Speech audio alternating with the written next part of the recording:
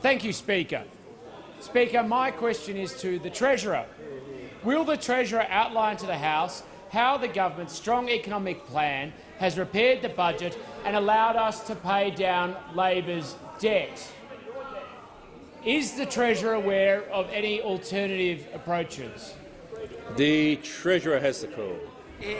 Well, thank you, Mr. Speaker. Well, last night I announced to the House that Australia is back on track and Australia is back in the black, Mr. Speaker. And that is the result of hard but necessary decisions that this side of the House have made over the last 6 years. And this is good news for the people of Goldstein, because as a result of the measures announced last night, more than 24,000 small businesses in his electorate will be able to access an increased instant asset write-off, now at $30,000, and now applying to companies with a turnover of up to $50 million. And more than 73,000 people in the electorate of Goldstein will now get tax relief as a result of the measures we announced, Mr. Speaker. Now, I remind the House that when we came to government, unemployment was higher and growth was lower than it is today.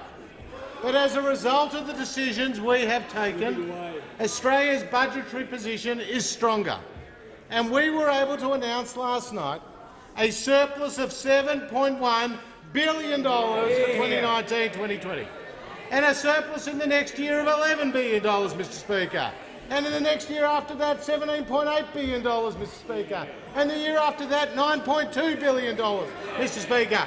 $45 billion of surpluses over the next 4 years, Mr. Speaker.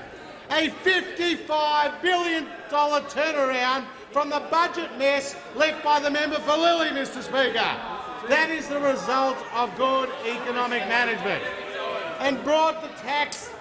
The Treasurer will pause for a second. The member for Patterson will leave under Standing Order 94A. All interjections are unparliamentary. Probably a bad idea to look at me while you do it. The Treasurer has the call. And we brought spending growth, Mr. Speaker, down to less than half of what we inherited, under 2%, Mr. Speaker.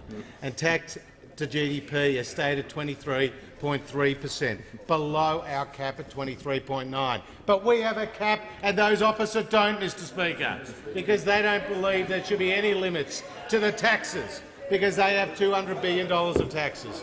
But, Mr. Speaker, the reality is our strong budgetary position has allowed us to invest in the things that matter to the Australian people. $100 billion of infrastructure, which will get them to work earlier and get them home to the dinner table sooner, Mr. Speaker. And a skills package of more than $500 million to create 80,000 new apprentices. And tax cuts for more than 13 million Australians, Mr. Speaker, because we believe Australians should earn more and Australians should keep more of what they earn, Mr. Speaker. That is the contrast at the next election. We on this side of the House are for lower taxes. Those on that side of the House are for higher taxes. Mr. Speaker, this budget presents a clear choice to the people of Australia.